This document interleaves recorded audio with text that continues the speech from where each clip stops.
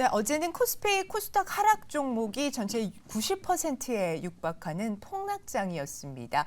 자, 코스피 미 긴축 장기화 우려로 2,400대로 밀렸고요. 코스닥은 4%대 폭락 주저앉았는데요.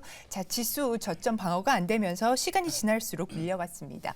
자, 암호화폐라든지 초전도체, 정치 테마주 일부로 쏠림 현상 확인은 됐고 어제장 수급 흐름 확인하면서 오늘 시장 자 어떻게 될지 어떻게 바라봐야 할지 이야기 나눠보도록 하겠습니다. 이성웅 다울투자증권 영업부 차장 함께합니다. 차장님 어서 오십시오. 네, 안녕하십니까. 자, 2,400선 턱걸이에 마감했습니다. 코스피가요. 바닥은 어디 있을 거고 오늘 반등 좀 기대해봐도 될까요?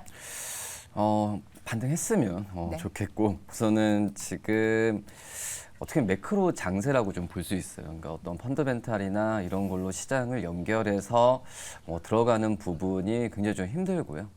그리고 이제 거시 경제가 좀 불안하니까 이 업종 종목들도 이 선택하기가 또 제가 또 개인적으로도 좀 말씀을 드리는 부분이 좀 애매한 부분은 좀 있긴 하거든요. 네. 근데 그런 점에서 본다고 한다면 좀 시간이 지나고 이제 금융시장이 좀 안정화됐을 때 그리고 주도주가 나왔을 때 이 정상화되는 시장에서는 그때는 이제 과감하게 어떤 종목들에 대한 매수 관점을 가져댔지만 지금은 네. 적극적인 것보다도 좀 이 지켜보는 관점이 좀 필요하지 않나라고 좀 판단이 됩니다. 네, 시장 정상화가 필요한 부분이다라는 말씀이 그러니까 어느 때보다 좀 절실히 와 닿는 것 같습니다. 일단 이 장에서도 리뷰할 종목이 있습니다. 지난주에 말씀을 주셨던 26일에 제시됐던 시간매 종목이었거든요. 코스9 목표가 1,300원 터치를 했습니다. 지금 뭐 그 당일에는 1,400원까지 오르다가 지금 전일 종가 기준으로는 923원이거든요. 네. 자, 코스9 뭐 어떻게 대응할까요?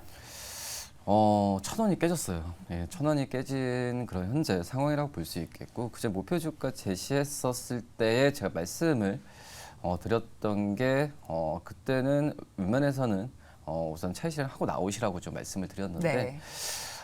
그 나오신 분들이 지금 현재 1,000원 깼을 때 뭐 추가적인 매수 관점으로 들어가는 부분은 지금은 좀 약간의 할 필요는 없다고 생각이 되고 있어요.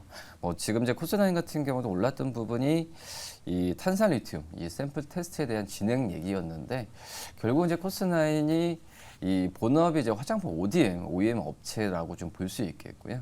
지금 분기 실적이나 아직까지도 이 흑자 기조가 좀 나오지는 않고 있기 때문에 지금 현재 주가가 좀 많이 떨어졌다고 해서 이 펀드멘탈로 들어가기에는 굉장히 힘들다. 그렇기 때문에 우선 좀 지켜보는 그런 관점이 필요하지 않나라고 좀 생각이 되고 있고요.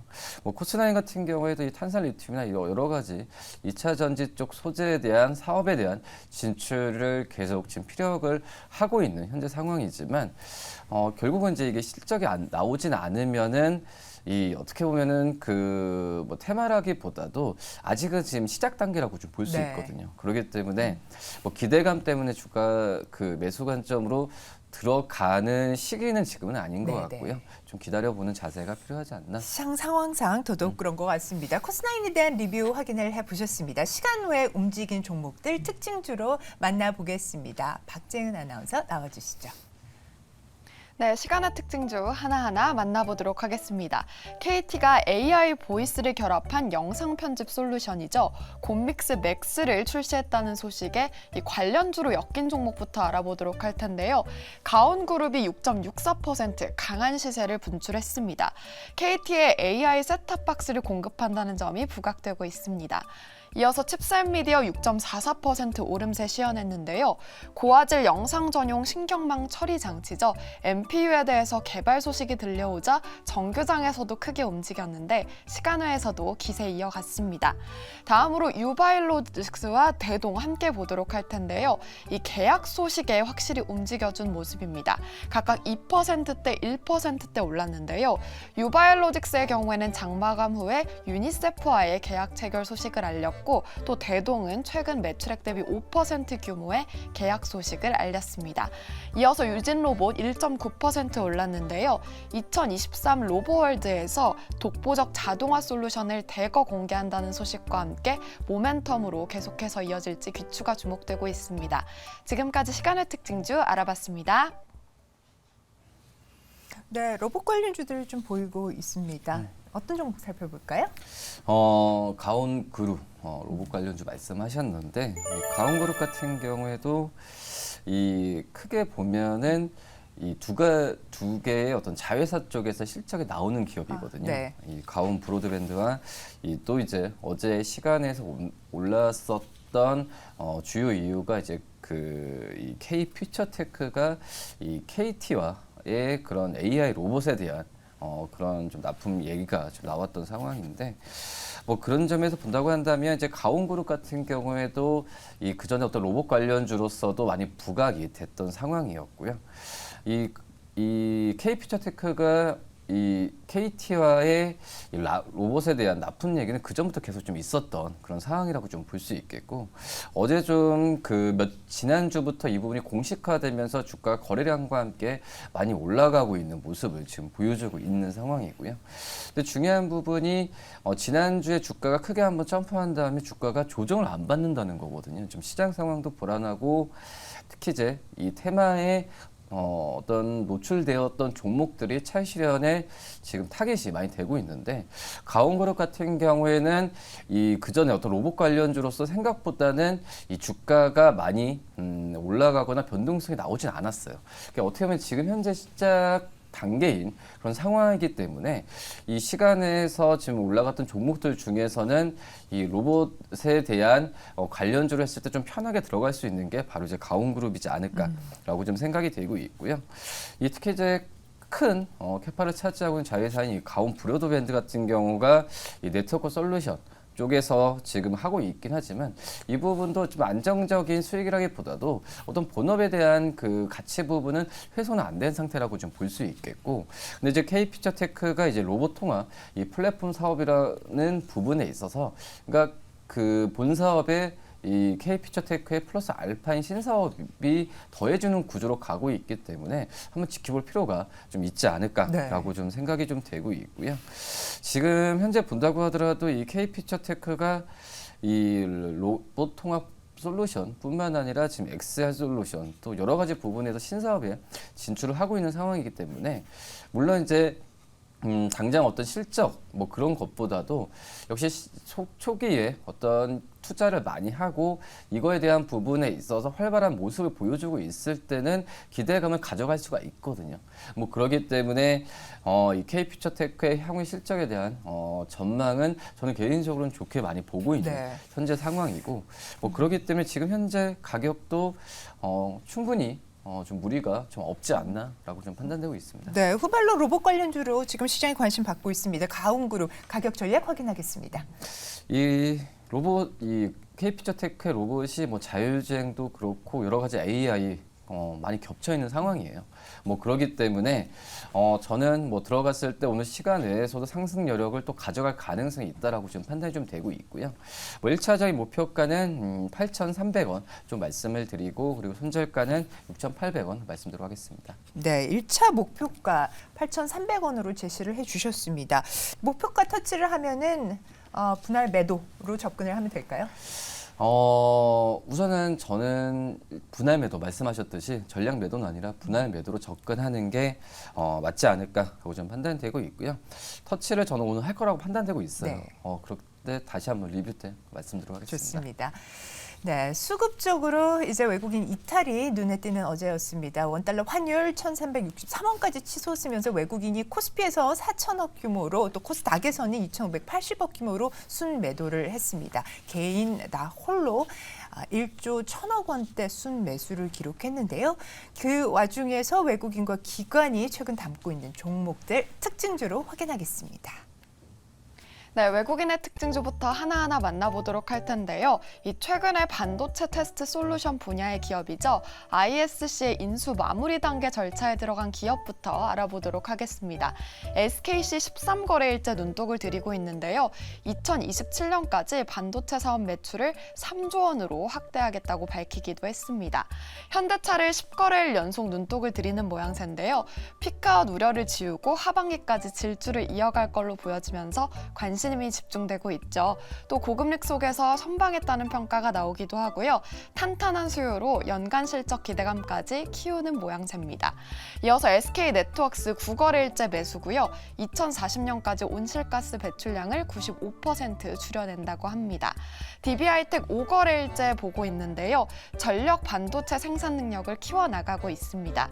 태웅은 4거래일 연속 매수고 매출 증가로 이익률 확대 국면에 들어선 모양새입니다. 이어서 기관의 특징주도 하나하나 만나보도록 할 텐데요. 먼저 CJ부터 보시면 40거래일째 무려 매수세가 이어지고 있는데요. 화장품 유통 채널의 강자죠. 올리브영을 보유하면서 관심이 집중되고 있습니다.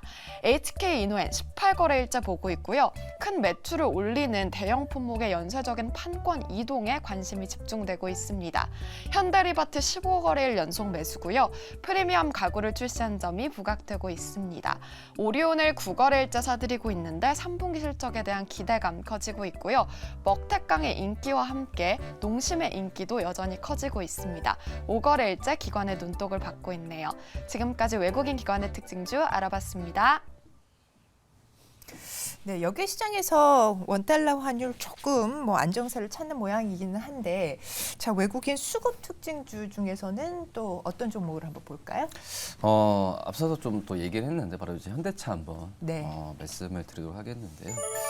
현대차는 이제 환율 안정 시장에서 필요하지만은 역시 환율에 대한 상승 부분에서 제일 수혜가 되는 네. 기업이 바로 이제 현대차죠. 현대차인데 이제 중요한 부분이 이 현대차가 실적이 지금 이제 3분기 때 본다고 한다면 거의 이제 영업이익이 4조 가까이 지금 추정치가 계속 좀 가까워지고 있어요. 그런 점에서 보면은 이 현대차 2분기 실적도 서프라이즈를 기록했는데 이 피크아웃 우려 때문에 주가가 오히려 좀 떨어졌잖아요. 정말 이 가지고 계신 시청자분들도 소가리를 많이 하실 거라고 생각이 되고 있는데, 근데 그때도 항상 전체적으로 다 계속 보유를 해야 된다, 또 사야 된다 이런 의견이 많았었거든요. 근데 그 의견은 지금은 이 환율 추이, 또 이제 인센티브에 대한 어떤 큰 어떤 영향이 제한적으로 좀 가고 있는 상황이고, 그리고 재고적인 측면에서도 본다고 했을 때도 지금이 오히려 2분기보다는 더 좋아지는 구조로 지금 가고 있거든요. 이제 4분기가 시작을 됐는데 그런 점에서 본다고 한다면은 이 현대차는 외국인들도 사는 걸 보면 아시다시피 무리 없이 매수 관점으로 들어가도 괜찮다라고 좀 생각이 되고 있고요. 지금 현재 본다고 했을 때도 아마 이 추정치는 더욱더 높아질 가능성이 있을 거라고 좀 생각이 되고 있거든요. 이 자동차 판매뿐만 아니라 이제 금융적인 이 금융사업 부분 쪽에서의 실적에 대한 추정치도 많이 높아지고 있는 현재 상황이고, 그리고 이제 현대업 같은 경우에 이 산타페에 대한 출시에 대한 부분이 우리 4분기 때의 그 실적을 더욱더 지금 추정치를 3분기가 아니라 4분기로 넘어가는 과정이거든요. 그러기 때문에 이 현대차는 매수 관점으로 접근해도 충분하다라고 좀 판단되고 있습니다. 현대차의 투자 포인트 중에 하나로서 안전성, 그리고 배당 관련해서도 얘기를 하고 있는데, 그러면 우선주 쪽 보는 거는 어떻게 생각하세요? 아무래도 이제 관심을 받고 수급이 들어오면 탄력적인 면에서는 본주가 낫다고 생각을 하시는지, 아니면 우선주를 좀 봐도 괜찮다고 보시는지요? 우선 본주도 지금 이제 배당 수익률은 거의 6%, 5.8%까지 예상이 되고 있는 상황이거든요. 그런 점에서 봤을 때는 저는 오히려 지금 본주가 더 낫다라고 좀 생각이 되고 있고요. 우선주보다. 그리고 어떻게 보면은 지금 연말로 갈수록 이 주가나 어떤 밸류 수준 같은 경우가 부담이 지금 더욱더 지금 없어지는 상태로 좀 가고 있어요. 그렇기 때문에 현대차 같은 경우에 본주에 대한 투자 부분을 더욱더 좀 생각을 하는 게 맞지 않나라고 좀 판단되고 있습니다. 네, 좋습니다. 자, 현대차의 가격 전략 한번 확인하겠습니다. 19만 800원이에요. 네. 움직이지가 않아요, 주가가. 그렇기 때문에 지금 증권사 같은 목표 주가를 30만 원까지 제시를 하고 있는 상황인데, 1차적인 목표가는 지금 22만 원 말씀을 드리는데, 돌파했을 때는 좀 추가 매수 좀 강력하게 좀 말씀을 좀 드리겠고요. 그리고 손절가는 18만 원 말씀드리도록 하겠습니다. 네, 목표가 22만 원으로 제시됐습니다. 하지만 목표가 터치했을 땐 추가 매수 관점으로 대응하자라는 이야기까지 확인을 해봤습니다. 자, 이성웅 차장님의 오늘장 공략주 바로 확인하도록 하겠습니다. 한미 반도체를 좀 말씀을 좀 드리도록 네. 하겠고요. 어제 시장이 무너졌음에도 불구하고 이제 한미 반도체가 이 SK하이닉스와의 수주에 대한 공시가 나와주면서 주가 좀 탄력적인 네, 모습을 좀 맞습니다. 보여주었는데 네. 그만큼 이제 저는 오히려 시장이 좀 많이 떨어졌을 때 올라가는 종목들이 일반적인 그 좋은 시장에서 올라가는 종목보다는 더 힘이 있다고 생각이 되고 있거든요. 그렇기 때문에 어제 종가 과정에서도 전 매수 관점이 낮다라고 좀 생각이 되고 있고, 특히 이제 한미 반도체가 이제 TCB 쪽에서의 이 본업에 대한 이 성과 부분을 뭐 말씀을 안 드려도 후공정 쪽은 가장 계속 그 수주가 나오는 그런 상황으로 가고 있거든요. 근데 이제 LAB라고 할 수 있는 레이저 어시스트 본드 같은 경우에도 지금 개발에 대한 부분이 내년 이제 상반기 때 완료되고 이쪽에서의 실적에 대한 부분이 본격적으로 나올 가능성이 크다라고 판단되고 있는 게, 지금 이제 반도체 같은 경우도 고성능 쪽으로 가고 있는 상태에서 이 후공정 장비에 대한 세분화가 지금 많이 이루어지고 있는 그런 상황이거든요. 그 부분은 한미 반도체가 지금 발빠르게 우리나라 이 후공정 이 기업들 중에서는 한미 반도체가 가장 앞서 나가 있다고 판단되고 있거든요. 그런 부분을 주가적인 측면에서도 하방 경직성이 굉장히 좀 강하고, 그리고 여기에 좀 수주에 대한 부분이 나오는 걸 봤을 때는 한미 반도체가 좀 반도체 장비 안에서 또 이제 후공정 쪽에서 좀 안전하게 들어갈 수 있는 그런 기업이지 않을까라고 판단됩니다. 네, 좋습니다. 힘있게 상승 탄력 나오기를 좀 기대를 해보면서 한미 반도체 얘기를 주셨습니다. 가격 접근은 어떻게 볼까요? 우선 1차적인 목표가는 지금 6만 원을 좀 말씀을 드리는데, 증권사 지금 목표 주가 상행하면서 그 7만 원 초반까지 지금 올라가고 있는 상황이거든요. 뭐 그렇기 때문에 지금 현재 주가 수준 충분히 매력 있는 그런 과정이라고 판단되고 있고요. 그리고 손절가는 48,000원 말씀드리도록 하겠습니다. 네, 좋습니다. 자, 종목 진단 살까 말까에서 가온그룹, 현대차, 한미 반도체까지 저희 투자 포인트 가격 전략 확인해 봤습니다. 오늘도 도움 말씀 주신 이상웅 차장님 대단히 감사합니다. 감사합니다.